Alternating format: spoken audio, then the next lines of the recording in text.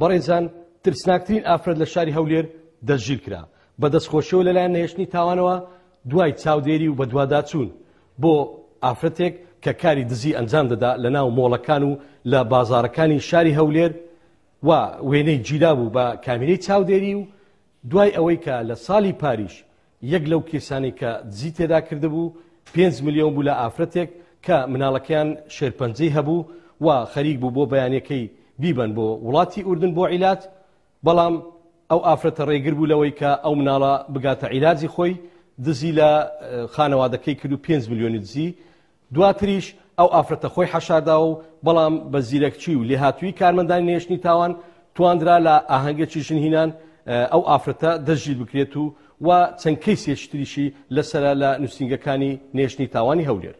چەندە لە هەولێر هێنان بوو؟ چەندێ؟ تقریبا نەمێژم چەندێ. باشە چەند جار گیرای لەم کافرێت؟ 2000. 2000 گیرای بێت کەرەوە جارێک؟ نا لەگەوەی 2000. لەگەوەی دووەم جار؟ هەردوو جار لەسەر چ گیرێ؟ لەسەر ئەو تشتێ. چ؟ لەسەر دزی بوو. ئەو دزیانە جارێکەکەم لەسەر چا دزی گیرەی؟ هەر لەسەر ئەو قەزیەی ئەوەی بوو بەر بووم عینە. ئەوەی ئایە؟ نا. ئەدی ناو بازاڕێ؟ ئەوەی ئاسواقەکەی. ئەدی ئەو جارە لەسەر چ گیرێ؟ هەر لەسەوی. هەر لەسەوی؟ ئەو سوپەرمارکتەکەی؟ 5 ملیۆن بوو. باشە چەند جار دەرگیرێک کچێکی وەشت و لە واز ناینێ؟ وازم هینا ناچمە دەرێ. واز هینای ناچێ؟ وەدەکەیەوە ئاخر جارت بی؟ ئاخر جارمە بەخۆی تەواو ناچمە دەرێم. لە چێ گیرای کالۆم باس کە لە چێ گیرایت و؟ لە چێ گیرام لە ئەوەی مکافەعەیەوەی گیرە. نە ئەو ڕۆژی کە تویان کرد لە چێن دەرگیرە؟ لە حەفلەی گیرام. لە چێندە؟ حەفلە. حەفلەی چێندە؟ شایی. شایی چێندە؟ خزمەکمە. خزمەکتان. عمرت چەند ساڵە؟